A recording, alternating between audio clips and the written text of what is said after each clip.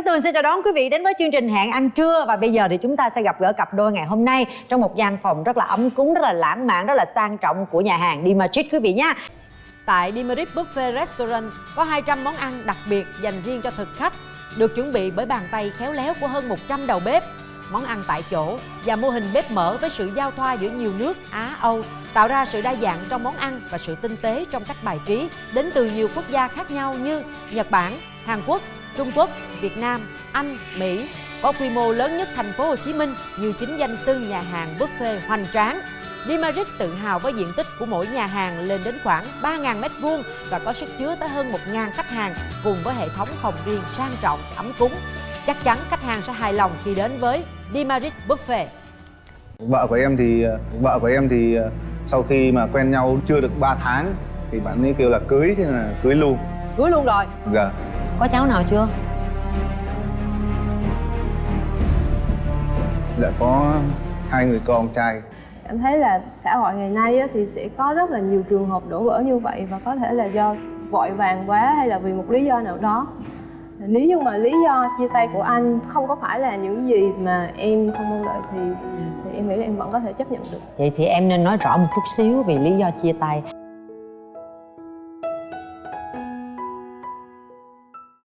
Em trai đợi chị Tường chút xíu nha.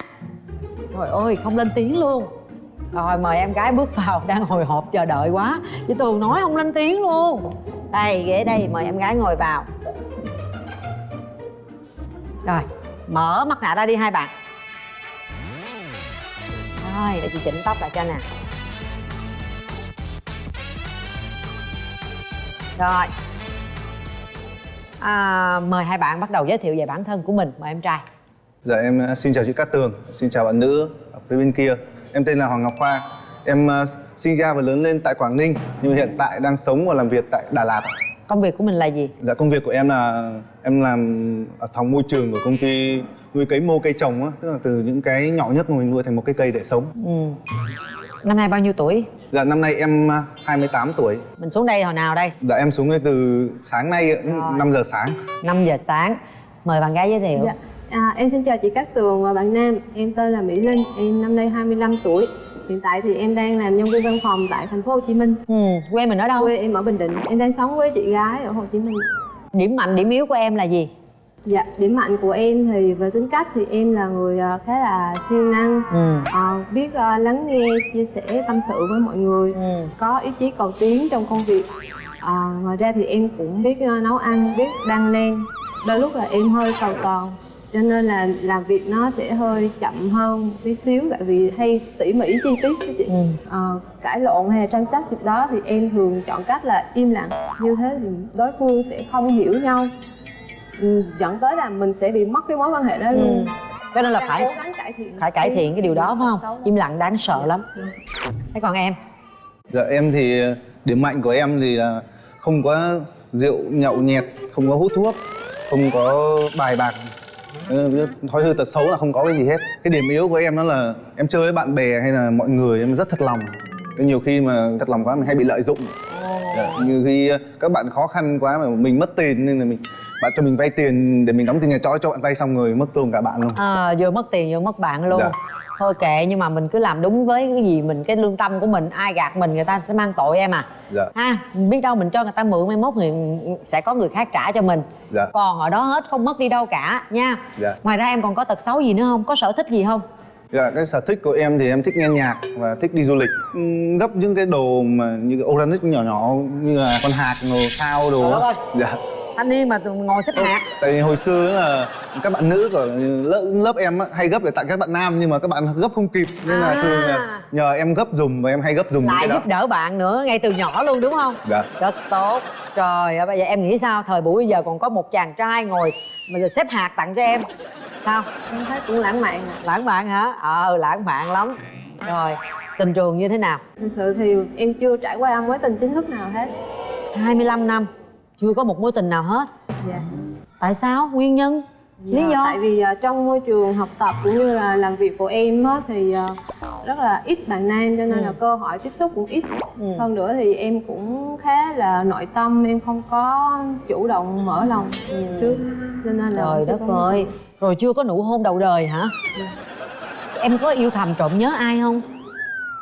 Có say nắng nhưng mà chỉ khoảng 1-2 tháng thôi. Mình có nói cho người ta biết là mình thích người ta không? Dạ không. Phải nói chứ, bây giờ phụ nữ nhiều khi là cũng phải tấn công chứ mình im lặng quá cũng không được. Mạnh mẽ lên ha. Dạ vâng. Rồi, thế còn em? Dạ em thì em có 3 mối tình. Chắc kéo dài lâu nhất đó là mối tình học sinh. Dạ, yêu khoảng 3 năm nhưng mà hai người sau khi hết cấp 3 hai người cùng đi học ở các trường cao đẳng khác nhau, cho nên là xa quá chia tay. Dạ, mối tình thứ hai thì cũng yêu được mấy tháng, muốn cưới nhưng mà bạn không cưới cũng chia tay luôn. Mấy tháng mà muốn cưới rồi? Dạ. Trời ơi, rồi hết chưa? Còn mối tình cuối cùng nữa là vợ của em thì sau khi mà quen nhau chưa được 3 tháng thì bạn ấy kêu là cưới, thế là cưới luôn. Cưới luôn rồi? Dạ. Rồi được bao lâu? Đã được cố gắng được 4 năm mấy. 4 năm mấy? Dạ. Có cháu nào chưa?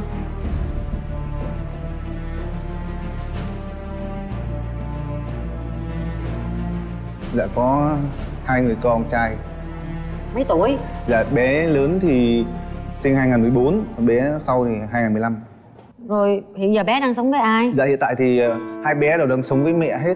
Thực ra là ngày xưa thì mình chưa có tìm hiểu kỹ, thế là mà cô ấy thì đẹp quá. Nhưng mà lớn hơn mình tới 7 tuổi. Nhưng mà mình thấy đẹp quá nên mình vẫn bỏ lấy nhé, thế là lấy thôi. Lấy về thì khi mà có bé đầu tiên được 6 tháng thì hai người mới phát hiện ra là mình có quá nhiều điều không hợp với nhau. Thì lúc đấy là hai người muốn xa nhau một thời gian rồi. Nhưng mà chưa kịp xa thì vợ thông báo là em lại có bầu nữa, ngoài ý muốn.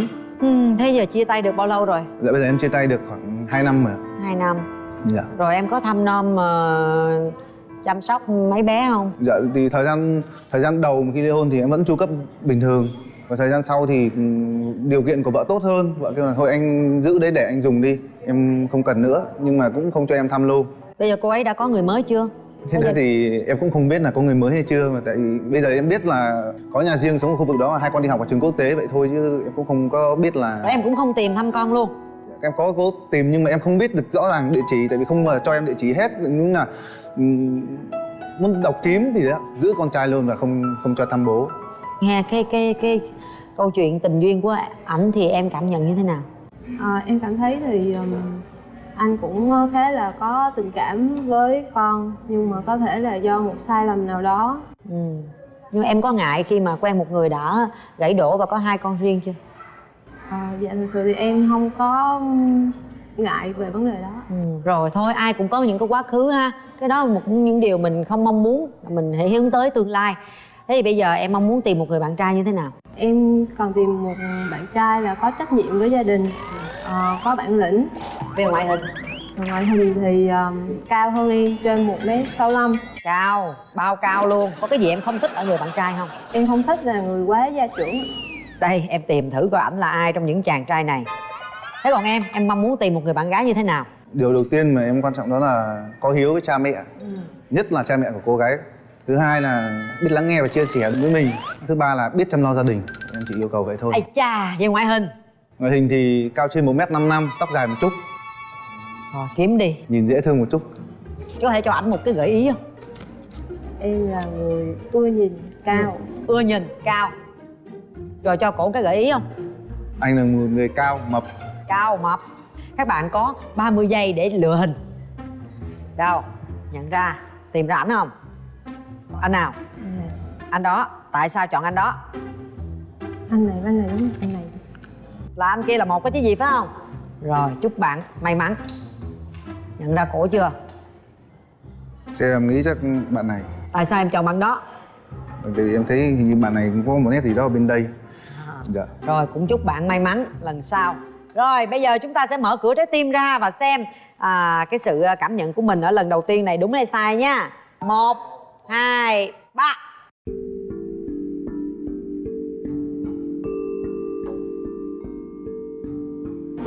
Chào anh. Chào em. Sao? Anh trai. Đúng hay sai? Không biết đúng hay sai nữa. Rồi bây giờ nhìn thấy rồi đoán được ai trong đó chưa? Trong 5 cô gái đó đã đoán được chưa? Cô nào? Không dám nhận nữa. Mở cửa trái tim rồi vẫn không nhận ra em. Không mà thiệt. Cái hình với ở ngoài không có giống nhau. Em ngồi trong xe đúng không? Em đứng trước xe mang kính. Cái gì? Tại vì mang kính cho nên là nhìn hơi Cái mặt lạ quắc gì? Dạ. Trời ơi, cổ đó. Nãy em định chỉ mà em không dám chỉ. Xong nhắm chỉ. Em sợ chỉ sai. Trời đất ơi. Còn chúc mừng bạn gái đã đoán đúng em rồi đó. Con gái người ta tinh tế hơn thấy không? Bây giờ ơi nè. Giờ anh có muốn quà tặng cho em? dạ, em cảm ơn. Bó hoa rất đẹp. Em cũng có món quà tặng cho anh. Anh cảm ơn. Rồi. Món quà gì mình có thể nói ý nghĩa của món quà được không? Đây là chiếc khăn len do em tự đan. Wow, đâu cho chị Tường xem với. Cô ấy tự đan. Wow. Ồ, rất là khéo tay. Một Rồi. chiếc khăn rất là đẹp. Choàng vào cổ luôn đi em, để cảm nhận hơi ấm của cổ dành cho mình. Đó, tuyệt vời ha. Hai đứa rủ nhau đi Đà Lạt chơi đi. Bây giờ chị Tường sẽ dành cho hai bạn một thời gian để hai bạn có thể trò chuyện riêng tư với nhau. Mời hai bạn sẽ thưởng thức những món ăn ngon của nhà hàng The Magic. Thịt heo lúc lắc kèm bánh mì bơ tỏi. Đó, món này là bí đỏ hấp ức vịt xông khói. Vừa ăn vừa trò chuyện với nhau nha. Ít phút nữa chị Tường sẽ quay lại. Xin mời hai bạn. Em có thích ăn vịt không? Dạ thích ạ. Mời anh ạ. Rồi anh mời em. Anh hiện tại thì đang làm ở Đà Lạt luôn ạ. Đâu, anh thì hiện tại anh đang làm việc ở tại Đà Lạt luôn. Công ty anh thì nó ở gần nhà anh lắm. Dạ. Nhà anh ở Đà Lạt luôn hay là còn? Bố mẹ có mua cho anh một miếng đất ở Đà Lạt và anh đang ở đó. Còn bố mẹ anh thì vẫn ở ngoài Quảng Ninh. Thì khoảng bao lâu thì anh sẽ về thăm ba mẹ? Thường thì bố mẹ sẽ vào đây ở với anh nửa năm, và khi nào mà bố mẹ nhớ quê thì bố mẹ lại về ngoài đó. Hiện tại thì bố mẹ đang ở đây với anh. Vài tháng nữa thì bố mẹ anh lại về cùng ngoài đó. Anh mời em. Dạ, mời anh. Em vô đây lâu chưa? Em vô đây từ lúc em đi học đại học là khoảng hơn 6 năm rồi. Em có thích lên Đà Lạt không? Em thích lên Đà Lạt. Thì như là năm nào em cũng lên Đà Lạt để chơi ít nhất là một lần. Một lần. Tại em thích khí hậu của Đà Lạt. Hy vọng là một ngày nào đó gần đây thôi em sẽ lên đó. Anh sẽ dắt em đi chơi. Dạ. Nhà anh thì có mấy người ạ? Anh chỉ có hai anh em thôi. Em gái anh và anh. Em gái anh thì cũng có gia đình rồi, cũng có con riêng rồi. Còn có mình anh thôi. Còn nhà em có mấy người? Dạ, em có 7 người. 7 người luôn hả? Vậy em là thứ mấy? Em là con út ạ. Con út. Anh rất thích khăn len. Dạ. Tại vì hồi xưa anh ở ngoài Bắc là rất là lạnh, nên là anh rất thích bạn gái tặng cho anh khăn len nhưng mà chưa có ai tặng. Đây là món quà ý nghĩa nhất đầu tiên mà anh muốn nhận và anh đã được nhận.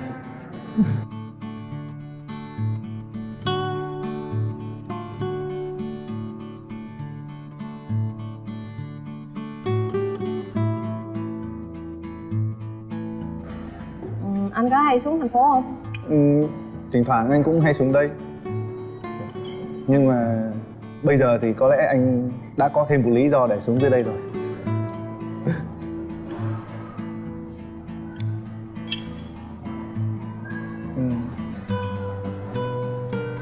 Em nói chung là hoàn cảnh của anh thì như vậy rồi, thì anh bản thân anh thì nhiều lúc anh cũng ngại được ạ. Nhưng mà anh nghĩ rằng là ngã ở đâu mình dám đứng lên, mình dám làm lại thì mình mới đúng là mình. Còn mình mà ngã rồi mình không dám đứng lên thì đó không còn là mình nữa. Thì anh hy vọng là dù anh đã vấp ngã nhưng anh dám đứng lên, thì anh nghĩ hy vọng là em sẽ cho anh một cơ hội nào đó. Dạ vâng. Thực sự thì về cái vấn đề đó thì em không có định kiến hay là suy nghĩ gì hết. Em chỉ quan trọng về tính cách của chúng mình có thực sự là biết hiểu nhau, biết chia sẻ và đặc biệt là biết nhường nhịn nhau. Tại vì thực sự thì em thì như lúc nãy em nói là điểm yếu của em là khi mà xảy ra xung đột thì em thường chọn cách im lặng. Và như thế thì đối phương sẽ không hiểu rõ mình. Và thường thì em dễ mất đi những mối quan hệ vì cái sự im lặng đó. Cho nên là em cần một người là tâm lý, tinh tế một tí. Anh không hứa điều gì hết, nhưng mà anh xin hứa với em chắc một điều là những cái mà em vừa nãy nói, những cái em đang yêu cầu và những cái anh làm được.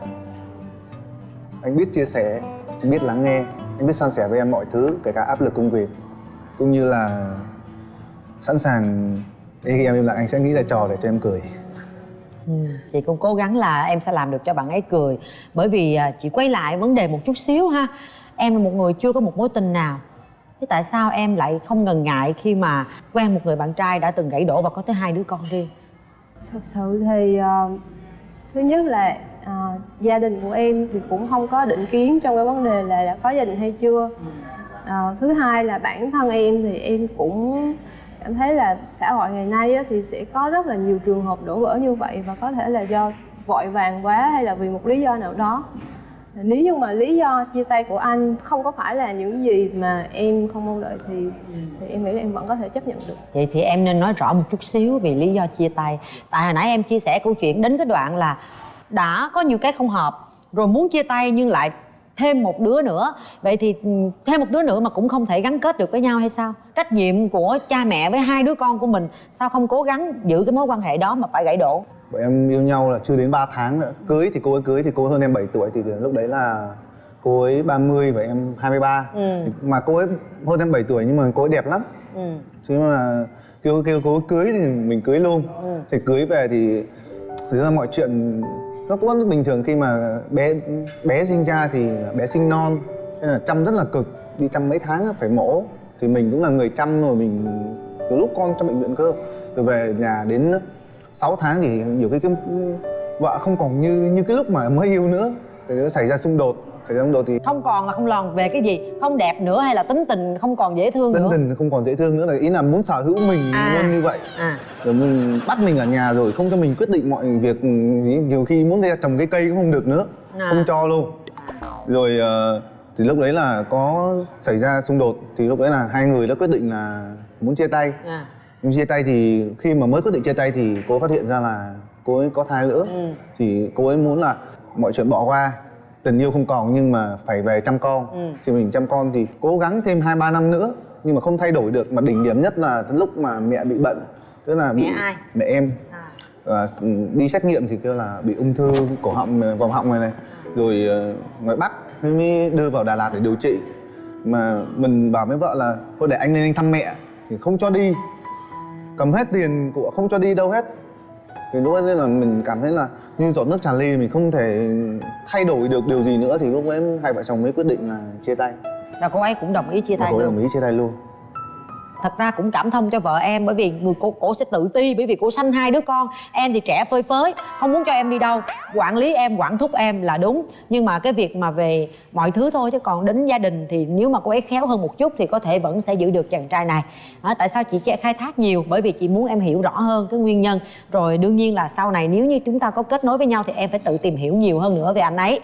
Rồi, xin mời em gái sẽ bóc một lá bài và hãy đọc lớn lên. Trong này sẽ yêu cầu điều gì? Đọc lớn lên em.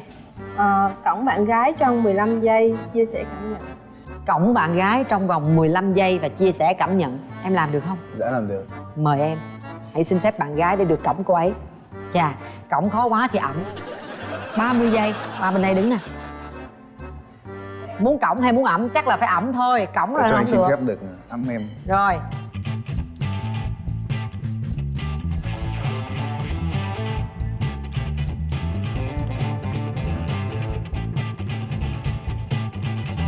ba 30 giây. 15 giây đó chị. Cảm nhận như thế nào? Ổng nhất định phải đúng 30 giây ổng mới bỏ xuống. 15 giây thôi. Rồi, về vị trí đi em. Nóng chưa em? Cái khăn bây giờ nó nóng chưa em? Dạ vẫn chưa nóng, mà em thấy tim đập nhanh rất là hồi hộp và cảm thấy bạn nữ rất là ấm áp. Còn em có cảm nhận gì sau cú va chạm đó không? Thấy bạn nam cũng khá là khỏe mạnh, có khả năng là bảo vệ che chở cho em. Rồi, thế mời em. Ôm cổ bạn trai và nói em yêu anh, không làm được sẽ bị phạt. Mời em. Có đi phải có lại. Ôm cổ có nghĩa là rồi ôm cổ đi, đứng bên đây. Tình cảm vào nha.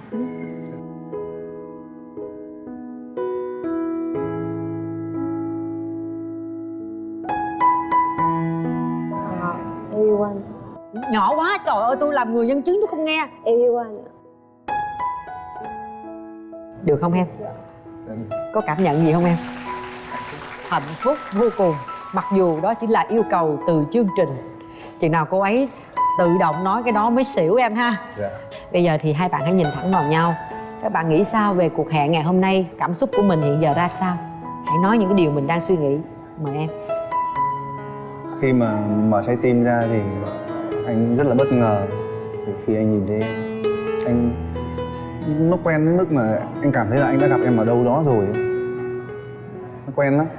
Là khi mà chương trình đưa ra là khi mà anh bồng em 15 giây thì anh cảm thấy giống như mình đã từng làm như vậy ở đâu đó rồi, có thể trong giấc mơ hay gì đó. Nó hạnh phúc đối với anh.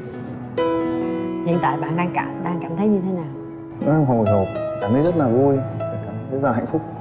Và anh hy vọng là mình sẽ cho nhau một cơ hội để mình tìm hiểu nhau. Không biết bạn gái như thế nào nhưng chị Tường cảm thấy được cái sự xúc động của bạn trai trong từng cái lời nói, sự nghẹn ngào và trong cả ánh mắt của anh ấy dành cho em nữa.